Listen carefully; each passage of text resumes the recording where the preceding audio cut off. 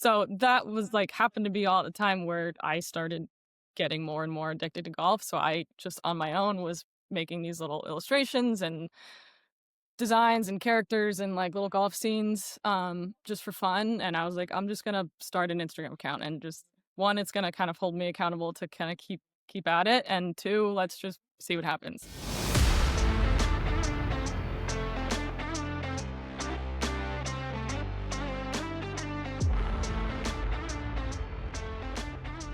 Ladies and gentlemen, welcome to another episode of the Whole Story Podcast. Jonathan, how are we doing today? I forgot to turn on the heat in my garage, so I'm a little chilly, but other than that, I'm doing okay. Yeah, I mean, we are in season 4. We are at episode 2 of that. We have new backgrounds.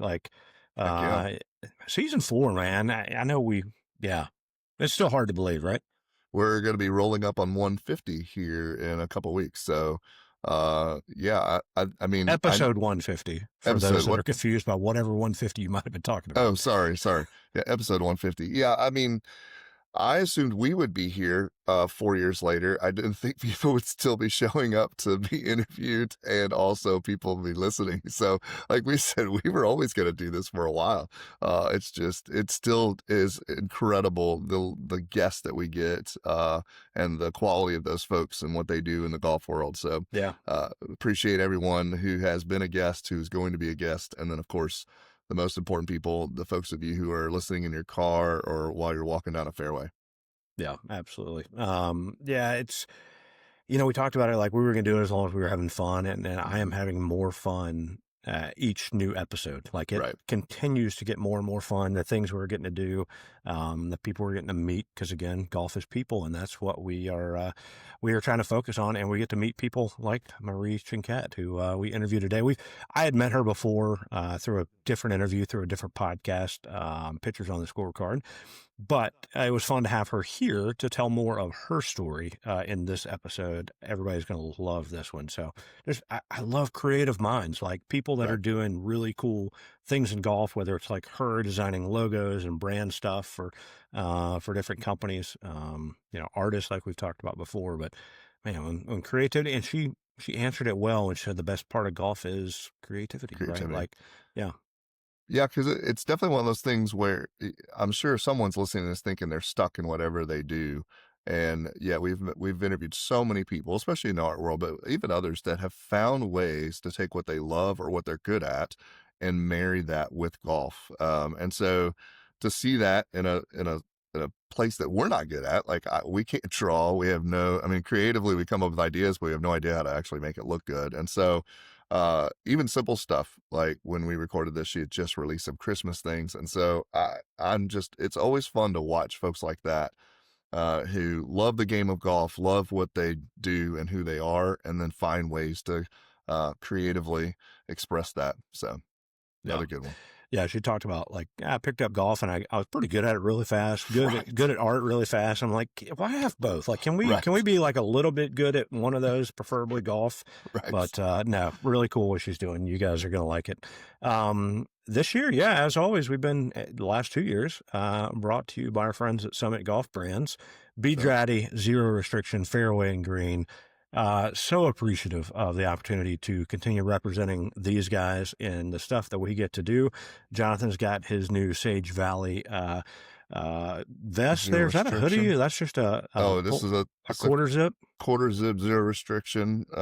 Love this style. I've got 2 or 3 others, just in different colors, but this one is branded with Sage Valley, a most recent experience that I had. And so I get to stay on brand and stay warm because, again, I didn't turn on the heat in my garage. Yeah, well, they make great gear from pullovers, hoodies, things like that you need now. Maybe some rain gear, and then polos and stuff. All the different things that you want and need.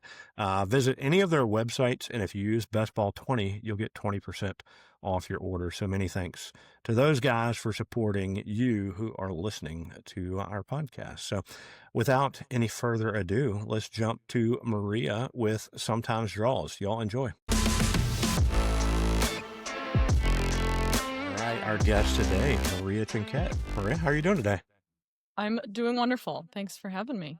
Absolutely. Well, we appreciate you joining us on the Whole Story podcast. We were just catching up a little bit, and you and I had actually chatted once before. I mean, we've chatted back and forth online through Yeah. social media stuff because we're big fans of what you do. But we had you on as a guest when Seth McWhorter and I were doing a little podcast called Pictures on the Scorecard.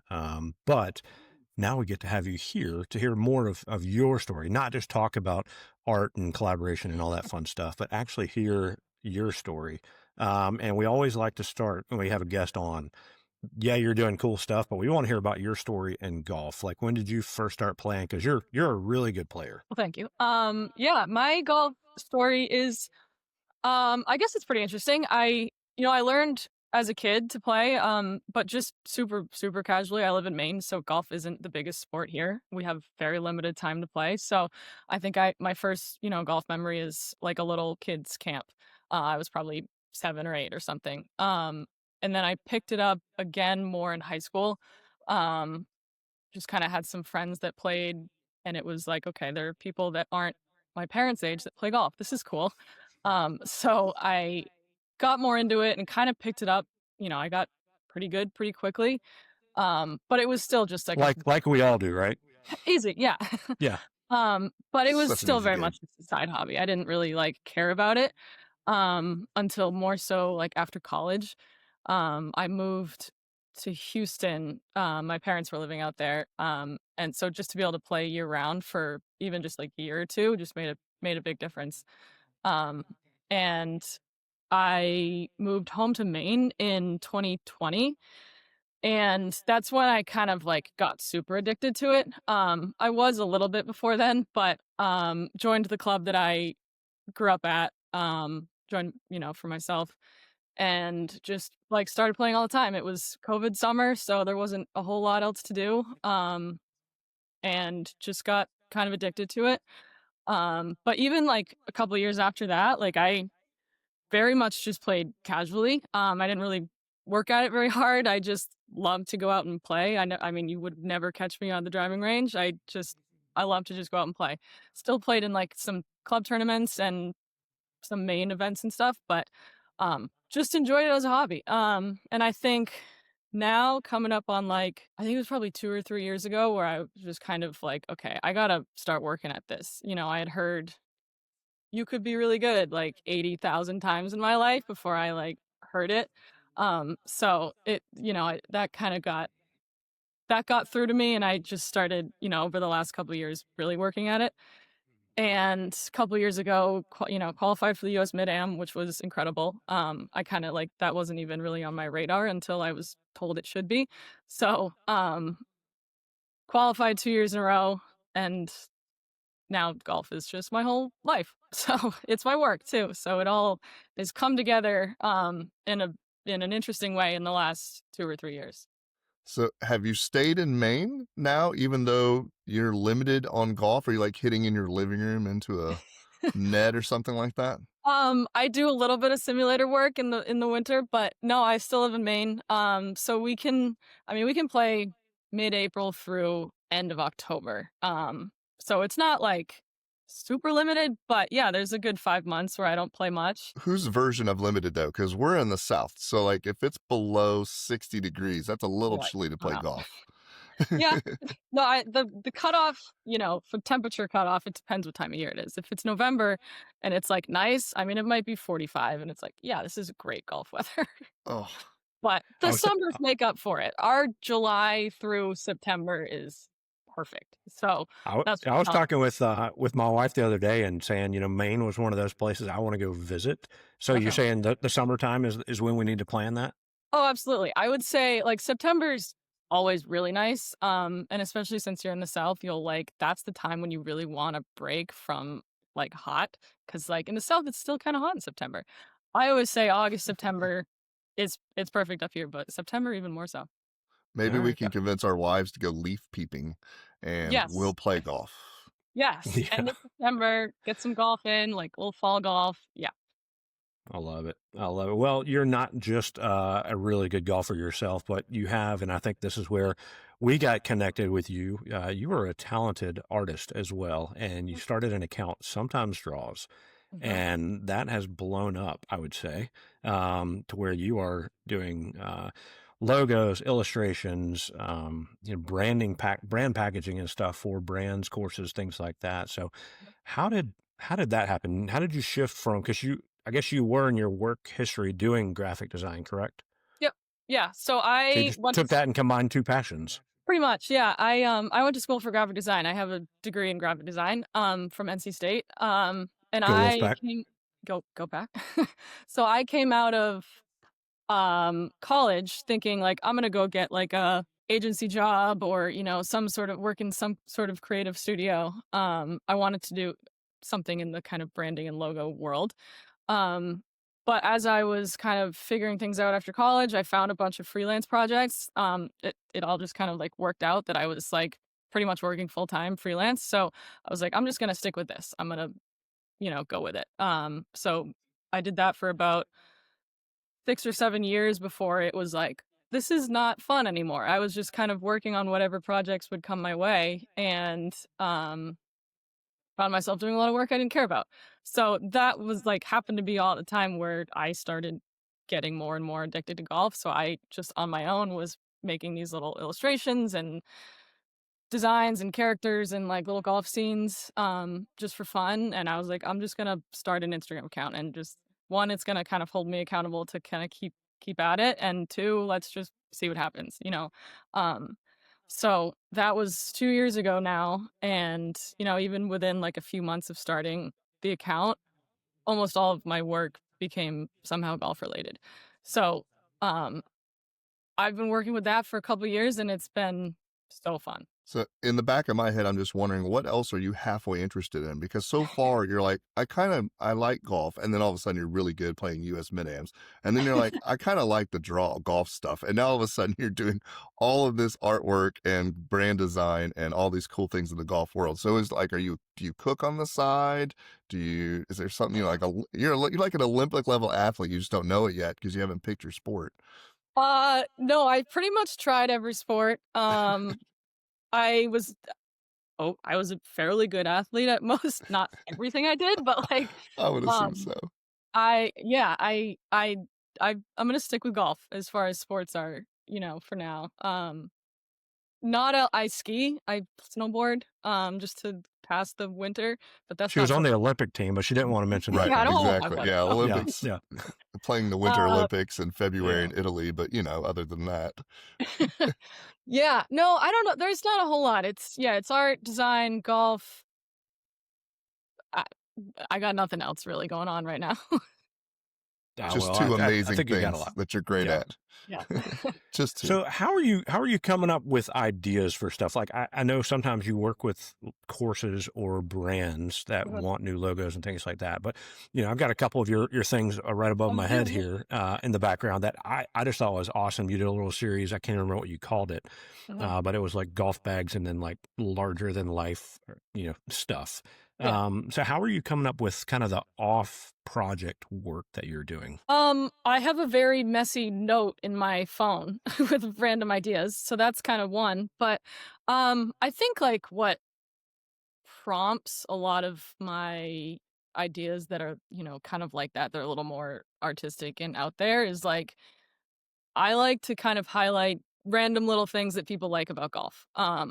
Whether that's like a vintage golf bag just because it like looks cool, or I don't know, some little detail where you can tell the person's obsessed with golf. It's not like let's focus on this course layout or this, certain logo of this course. Kind of like the more universal aspects of golf, like I like to kind of highlight that, just because almost any golfer will understand it.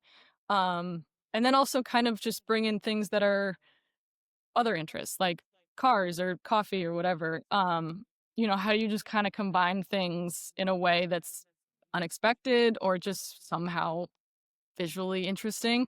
Um, that's kind of my philosophy, I guess, on like making those kind of things. Is just kind of having fun with it, being playful. Um, that's what's fun to me. Yeah, you've done a couple things. I remember like you did fast food logos with golf brands Yeah. and I can't remember like soft drink labels or something like Beer that. labels. Yeah, the beer Or beer labels. labels, that's right. Yeah. Yeah, those are just I don't know. I as a I can't draw person. Mhm. Love seeing that kind of stuff, seeing those things blended. I've seen people do it with like sports teams logos and different golf stuff, and I think that's a lot of fun. Mhm. So yeah, keep up doing stuff like that. Yeah, that's the fun stuff, and that stuff gets eyeballs, which is kinda cool, but it's It a lot of definitely work. it definitely does. When you're working with a client, how much of it are they hiring you as a person in terms of your style and your personality versus them sort of coming in with an idea? Like, where's that blend and marriage come in the art world? Because, like Robbie, I can't draw a lick. Like, I got a pencil on my desk. I probably couldn't write my name. So, like, how does that work in that process with organizations or groups that you work with? Yeah, it's, honestly, it's a little different with every project.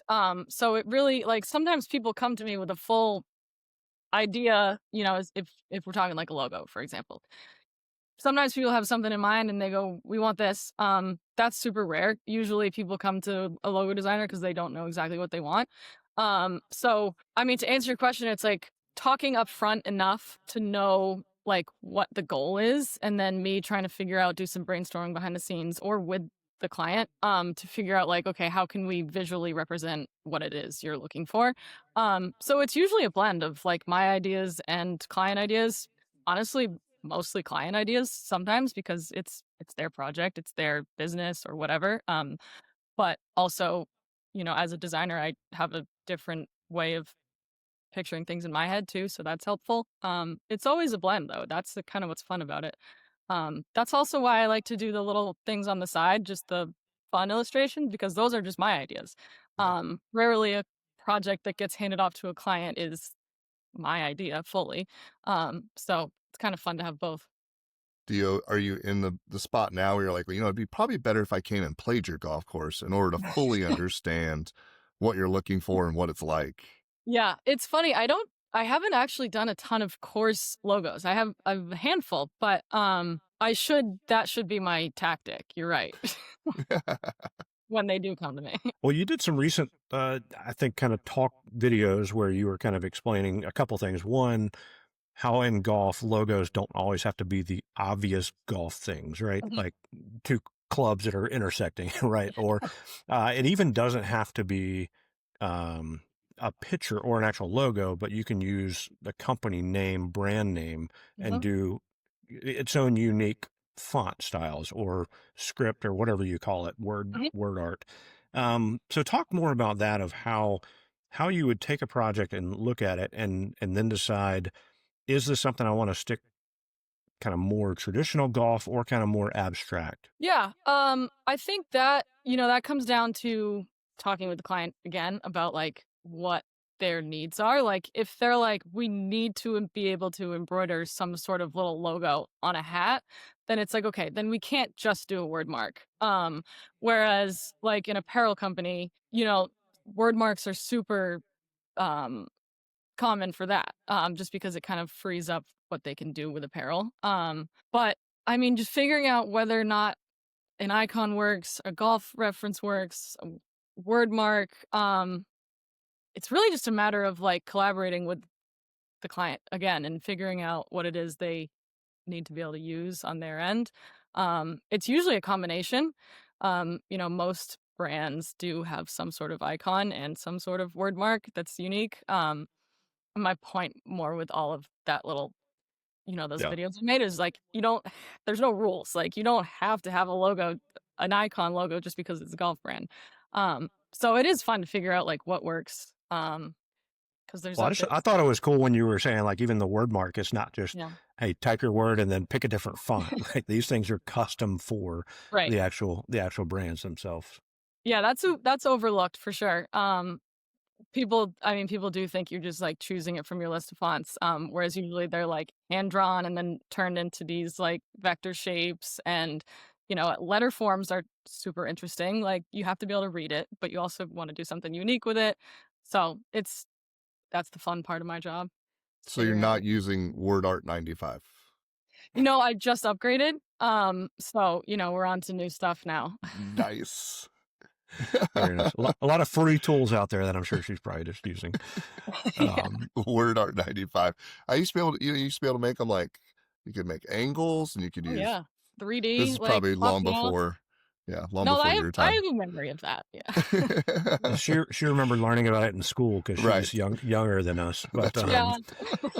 yeah. So we've talked with Seth McWhorter and folks like that. What challenges are there in what you guys do? So many challenges. Okay. I think honestly, just the first thing that comes to mind is, especially with logo design, it's not always like, oh, I like this. Like, oh, I like the way this looks. It's a matter of like what's gonna work and like what works strategically. Which sounds like kind of a lame answer. But preferences, like, I mean, it's art, it's design, it is subjective, but like there are things that are objective about it. And I mean, especially in the golf world, like you have to be able to embroider it usually. That's like the weird thing about specifically making things for the golf world is like everyone wants something embroidered. I've done a lot of work in like tech and stuff where like that's not a thing. Like you don't have to worry about that at all. So there's certainly restrictions when it comes to logo design in golf, but at the end of the day, there also aren't. Like there's a ton of capabilities as far as making the logo look right in whatever context you need to use it. What do you think about a lot of these courses that are shifting towards alternate logos? It's fun. Or I mean, do you think more should be doing that? I mean, I think that's a yes and no. I think it depends on the situation. Our home club just did an alternate logo. I have it on my vest here. Because we have a really boring tree logo with a W on it. It's super not interesting, and it was time to have something in the shop that looked a little more exciting, have a little more character to it. So I think it's a matter of like what you're already working with. Like a wing foot probably doesn't need an alternate logo. Like that logo's sweet. And there's a lot of those like classics where an alternate logo could work, but like also might not be necessary. So I think it's cool direction though. I think it's like bringing a lot of creativity into the golf world. People always like doing stuff. You don't think adding a pair of FootJoys to the Wingfoot logo would be no? Could be cool. Little branding package. Heads up there, FootJoy. Yep. We know somebody. Did you end up doing your alternate for your course? I did not. No, this was alternate logos guy. It was actually around the same time that I started Sometimes Draws. So, yeah. No, I didn't do it. You'll do the alternate to the alternate. Right. Yeah. But I'm actually kind of glad I didn't do it because it's my home course and people have opinions and I hear what they are. And I'm glad that if you hate it, like it, I didn't make it. So great. Do you get to the point where you like something you've done for a client and they get it and they're like, I don't understand it. I don't get it. I don't like it. I mean, how do you balance that mix of, hey, I think this is perfect what I created, perfect for you guys, and they're like, not so good. Yeah, that's where kind of selling it and like talking about it up front when you present it, that's where that's super helpful. If you just like pass something on, you're like, look at it, sometimes that works, but you got to kind of like walk through the process almost to say like, okay, here's this logo, this is why I did this, here's the kind of thinking behind this, and sometimes they'll go, okay, great. Rarely does like the first idea work anyway, so it's like there's always feedback. But that, yeah, it isn't, and again, going back to like, it's subjective, but it also isn't at the same time. So if I can communicate why this works and that lands, cool. If not, it's just not going to work and we're going to go back and we're going to make changes. So that's just kind of part of the process. I've never like attached myself to it emotionally because I know it's going to probably get changed. Speaking of that unattachment side, if you're a young artist out there who maybe they're wanting to get into that world, but they've been drawing everything for fun or for themselves. Yeah. How do you make that switch from, I'm an artist, I don't want to be a sellout. My daughter's an artist, and so many times she'll be like, no, I'm not going to do that because I'm not going to be a sellout. It's like, okay, well, but if you want to make money, at some point you might have to like sell it. And so I don't know if that's a sellout necessarily, but how do you make that disassociation between like, this is part of my work, this is just sort of a skill that I have, versus the free drawing that you might do on the side that really is pouring from inside you? Right. That's where I think art and design are different.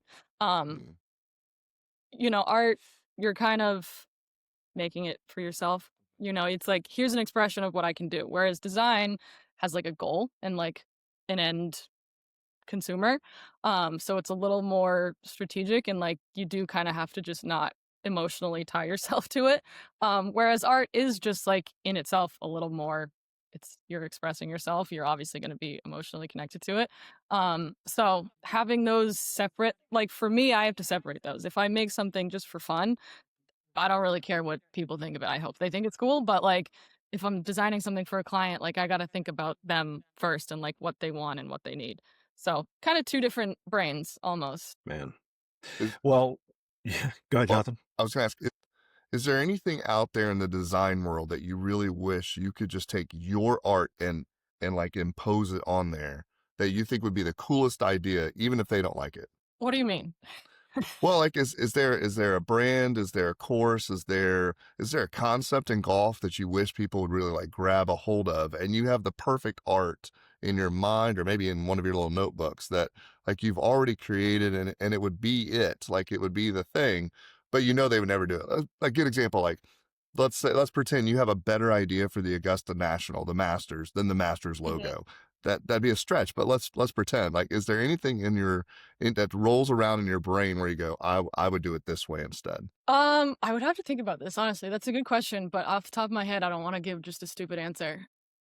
Honestly, the first thing I can think of right now, because I did it today, I made this like mock-up logo package for what I'm calling the Country Club of Christmas. I wanted to call it like the North Pole Country Club, but I think that's like been used.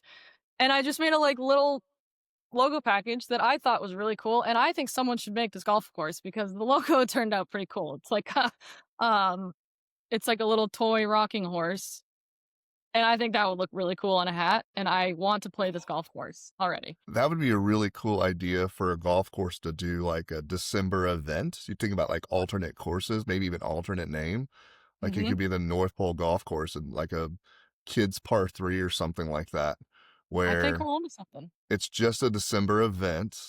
People can come, and at every station you get candy canes and chocolate and stuff like that. But it's more, and then you can actually, there's a course in Illinois. You should talk to this. I'll have to think where it is. I think it's in Decatur, Illinois. And since the course isn't really available because it's too cold, they do Yeah, lights. So they put up full Christmas lights, and people come and like walk the course. that's cool. You could do Yeah. like an ice rink putting green, like Oh, that that'd be fun. that all lit up and stuff. Yeah, so Yeah. let's do this Christmas idea to answer your Oh, question. Yeah. now I need a golf course. One more reason to have a golf course, Robbie. There isn't there. I just looked it up on Google Maps. I know there's a Christmas, Florida, but are Oh, there is Mm. other there? towns called Christmas? There's Santa It, Claus, Indiana.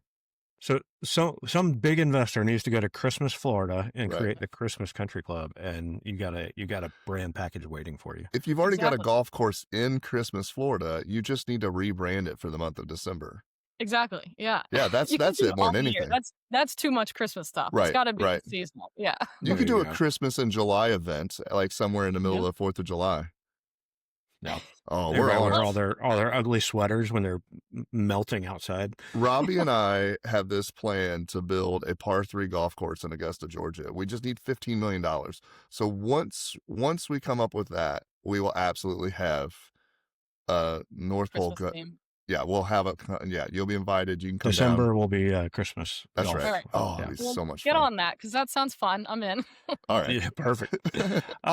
Who would be, besides Christmas Country Club, who would be a dream client or brand? Maybe it doesn't have to be a specific name, but maybe a type of client, type of a brand, club, or something out there for you. Because we got a lot of dream clients that are listening to this right now. So Uh, okay. This is a bit of a shift than like from what I normally do, but I think somehow getting more involved in um like clothing design, like pattern design that like goes on shirts and stuff, like the little micro prints. That's something I want to get more into. So it's like I've kind of dabbled into it. I've worked with a couple really small apparel brands that have done or that have hired me to make little patterns, but that's something that's kind of like not even like a total dream project, but just something I kind of have my eye on going forward. It's something that I want to work more on. It's super fun. That'd be awesome. Yeah. Yeah, very nice. Well, I know some of the folks at Be Dratty and Zero Restriction listen from time to time. So, Yeah. if you want your Christmas golf club logo stuff all over it and some cool designs. Yep. I'm Santa almost thinking Claus. Christmas stuff, unfortunately. Santa Claus swinging a candy cane. Yeah. No. Yeah, Jonathan's just full of ideas for you. Just Listen, if you ever run out, just call up Jonathan. I will. Oh, very nice. Well, what are you most looking forward to this year? Golf season in April. Golf season. No. Snow to melt. Yeah. I honestly, so just I mean, I feel very lucky to have my own business and to be able to have a flexible schedule where like it does allow me to play a lot of golf in the summer. But just looking from like now until May, I've in the last few weeks gotten very excited about like kind of digging more into work and creative projects. Just because I have a ton of time to do that. So being able to like get a good chunk of my work done in the winter is actually I'm really looking forward to it. As much as I hate that it's not golf season, um, I my creative wheels are turning on some projects. That's fun. Very nice. And it's the perfect time to come on a podcast, right? Exactly. Yeah. Absolutely. Well, you are a very good golfer and you're doing some great things in golf, but we let's shift back to you for a minute. We ask everybody on the podcast to share the story of your most memorable golf shot. Oh, um, I'm like I have a really bad golf memory. Like I'm a weird golfer that doesn't remember like every shot that they've ever had. Seems like most people do. So let me think for a second. Well, we think that's most good golfers have a hard time remembering like the really, really, really good shots. Us average to bad golfers are like, I remember that one. I mean, unfortunately, like when you just say memorable, sometimes it's the bad ones that honestly come to mind. So I guess I could go that route. Let me think. I mean, literally the only one that's coming to my head right now is US Mid-Am this year. I made a 10 on a hole. So really like just that whole hole is like it's burned into my brain. So that was memorable, but not in a good way. Where were you playing? Was this one out in Bandon? Monterey Peninsula. Or Monterey Peninsula, okay. Yeah. Yeah. So that was nice. Speaking of good logos. Really good logo. Yeah. Yeah. So a 10 on 10. Jonathan was hoping for that when he played Pinehurst number 10. Right.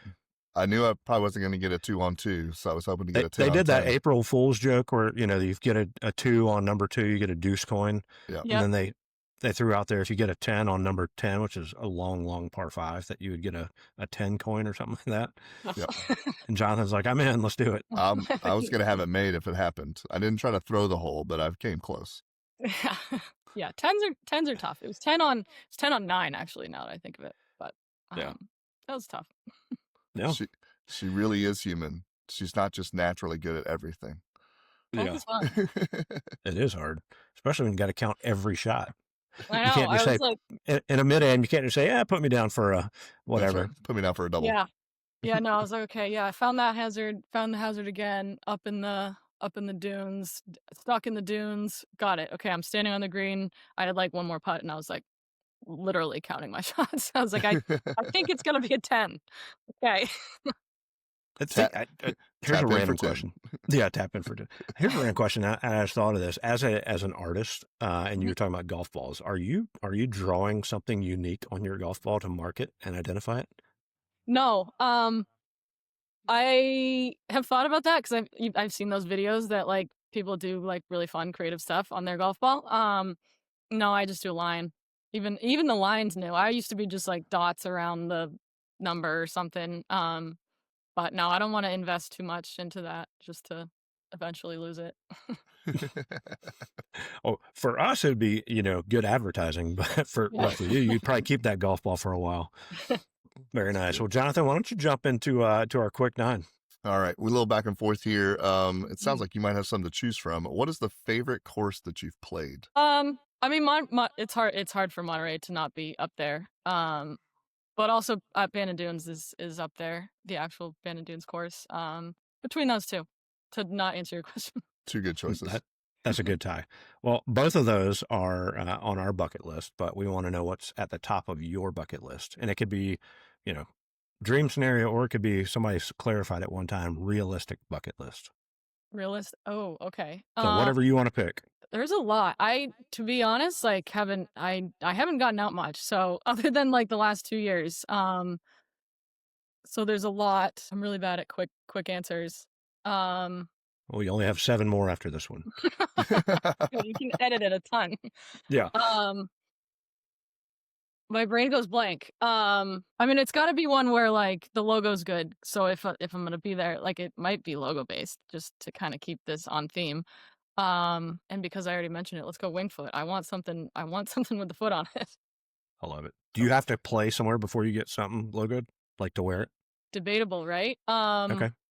That's a side question. That's not one of the official. Okay. No, I would say in most cases, yes. I think gifts are cool. So if someone like, it's very thoughtful gifts, they buy something, it's hard to be like, I'm never going to wear this or use it. But I would say for the most part, you should at least have been there. That's my take. What is the favorite course that no one knows about? I feel like I gotta go with some sort of Maine courses, because Maine golf courses aren't super well known. Proud's Neck Country Club. I got a flag behind me.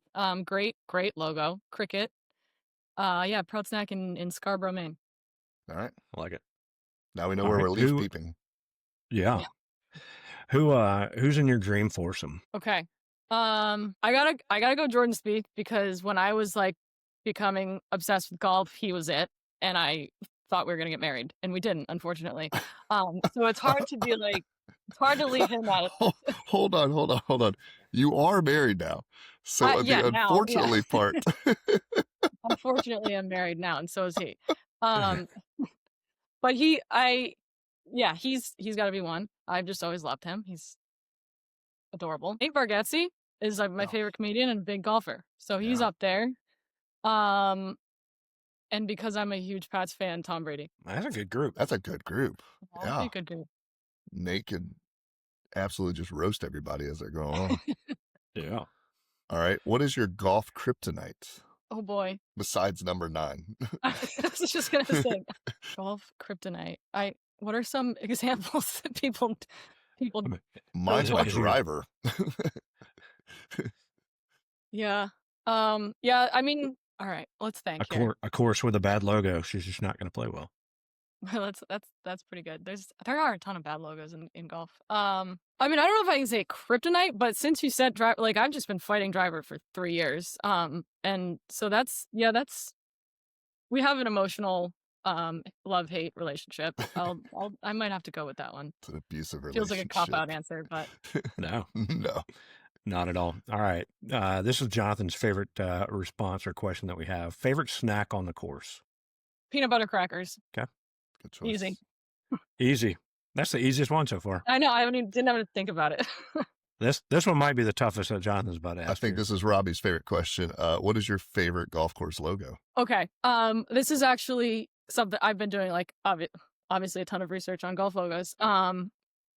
I don't know if I can put this at like the number one of number one spots, but Casa Tiempo logo is very much up there on the favorites. It is a great logo. Great logo. Yep. All right. What is the favorite pro shop purchase of all time? I don't know the answer to this question. I don't go crazy in pro shops.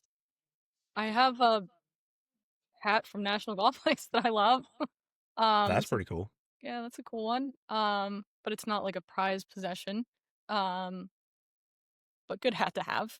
Yeah. So you've played there, I imagine? Yeah, I played there last fall, so a year ago. Changed. Okay. Yeah, that area of the country is one that we really want to get up to. Yeah, that's that's the only course in New York I played. Drove Yeah, past a few other good ones to get there, didn't you? exactly. Yeah, cool drive Yeah, in. yeah. Very nice. All right, we'll go with that hat. That's something Okay, that we want to get. sorry, So, that's yeah. a lame one. Yeah, No, That's like for me, I've got a head cover that I got at Landman. That is just it's awesome. It that's it. shows like their flag. You know, they have that windsock for their Yeah, flags, and it's like the wind guide, and it shows different stages of that windsock. And if it's blowing straight out, it's a 4-club wind, and it's just a really cool, unique head cover. I love it. yeah, love that. Yep. All right, last one. Finish the sentence. The best part of golf is. I mean, most of it is good. um, Best part of golf is I'm gonna go creativity. I think, just in my lane, you got to be creative. There's a ton of really cool creative stuff in golf. And then also when you're playing, you gotta think. You gotta have a little bit of a creative brain sometimes to get around. That's a great answer. I wouldn't Yep. expect anything less. So, this has been a lot of fun. So tell everybody where they can find your stuff. Yes, you can find me mostly on Instagram, at sometimes draws, has an underscore after it. And then sometimesdraws.com those are the two. Yeah, and you sell prints and great things like this and other things. So I do. Yeah, the prints have been on the back burner a little bit, as far as priorities, but that was really fun when it rolled out. When I opened the shop, it did really well. It's cool to see pictures like this, of, artwork in the back of people's heads. yeah, well, that's I appreciate what you do. Again, from Jonathan and I, who are not artists, we have some creativity in there. Need more of it on the golf course for sure. But seeing things like what you do is very inspiring to us. And yeah, one of the big reasons we wanted to have you on the show. I really appreciate that. It's Yeah, very nice to say and happy to chat. Let me know whenever. absolutely. Well, yeah, golf course logos is one of our favorite things to talk about. There's a So lot to talk about. there is a lot to talk about, and a lot, like you said, that could use an alternate or just a complete redo. So, if you are a course out there that needs, or somebody in your membership says, "Hey, our logo's horrible. I'm not going to buy anything," we know who you can reach out to. So, Exactly. yeah, very nice. Well, thank you very much for Maria, for Jonathan. This is Robbie. You guys have been listening to another episode of the Whole Story Podcast.